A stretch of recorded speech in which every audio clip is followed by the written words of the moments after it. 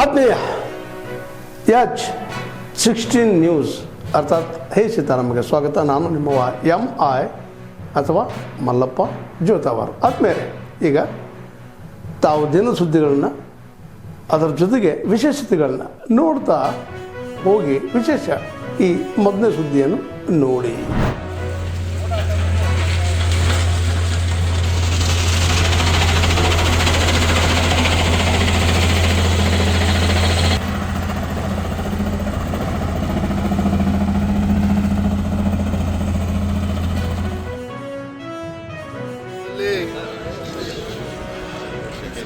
ಯಡಿಯೂರಪ್ಪನವ್ರನ್ನ ಸನ್ಮಾನ್ಯ BS ಯಡಿಯೂರಪ್ಪನವ್ರನ್ನ ರೈತ ನಾಯಕನನ್ನ ಯಾವ ರೀತಿ ನಾಡಿನ ಜನ ಪ್ರೀತಿ ಮಾಡ್ತಾರೋ ಗುರುತಿಸ್ತಾರೋ ನಮ್ಮ ಯಡಿಯೂರಪ್ಪನವರು ಬಳಸಿರ್ತಕ್ಕಂಥ ಅಂಬಾಸಿಡರ್ ಕಾರ್ CKR45 ಇದನ್ನು ಕೂಡ ಎಲ್ಲರೂ ಕೂಡ ಪತ್ತೆ ಹಚ್ತಾರೆ, ಗುರುತಿಡಿತಾರೆ. ಕಾರಣ ಏನಪ್ಪ ಅಂತ ಹೇಳಿದ್ರೆ,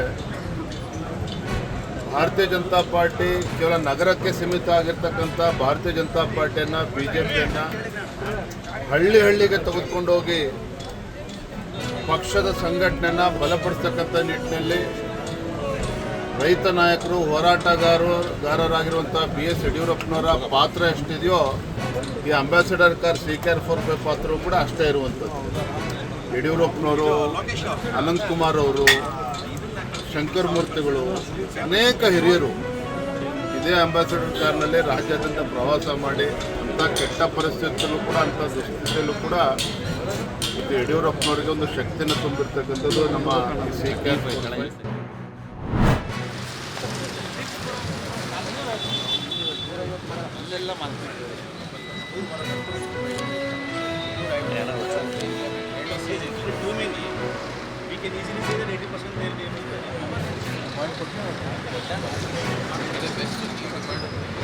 ದಿನ ಆಫೀಸಿಗೆ ಕೊಡ್ತಾರೆ, ಬಂದು ದಿನ ಗಲಾಟೆ.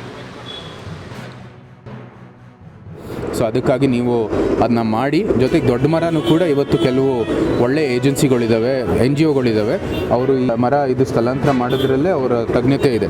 ಸೊ ಅದಕ್ಕಾಗಿ ಅವರ ಒಂದು ಏನು ಸಲಹೆ ಇದೆ ಅದನ್ನು ತೊಗೊಂಡು ಮಾಡೋಣ ಅಂತ ನಾವು ಕೂಡ ಸೂಚನೆ ಕೊಟ್ಟಿದ್ವಿ. ಆದರೆ ಇಲ್ಲಿ ಇನ್ನೂ ಆ ಕೆಲಸ ಶುರುವಾಗಿಲ್ಲ, ಏನೂ ಅಧಿಕೃತ ಆಗಿಲ್ಲ. ಬಟ್ ಒಂದು ಸ್ವಲ್ಪ ಆತಂಕ ಸೃಷ್ಟಿಯಾಗಿತ್ತು.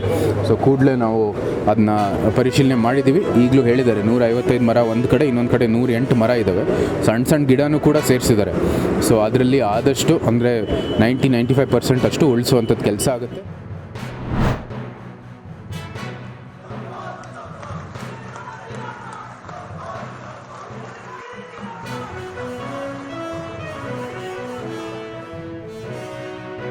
एक ही नाम के मिले, उसके बाद दूसरे नाम के लिए भी सबको समय दिया गया, पर्याप्त समय दिया गया, मगर कोई दूसरा नाम नहीं आया है.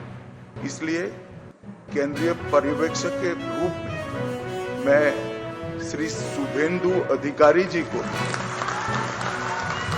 पश्चिम बंगाल विधानमंडल दल के नेता के रूप में निर्वाचित घोषित करता हूं.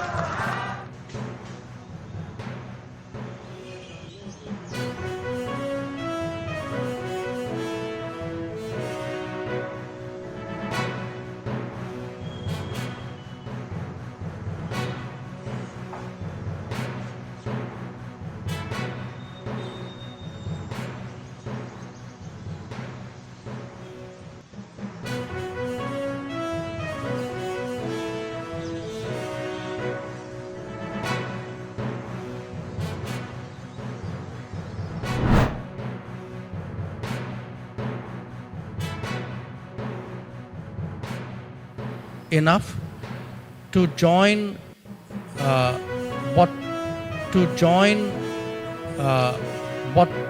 today we would call for a particular purpose and a particular agenda. So life today is going beyond alliances. So you come together for, say, in a particular region for a set of agreed goals, and you have the openness to work with different countries to that end. It is a nation which would take a very responsible approach towards multilateralism, because at the end of the day, for whether multilateralism is perfect or not, the world is still better off with any form of multilateralism than the absence of it. And it is a country which finally, when it comes to the biggest of all issues, has a caring attitude towards the planet.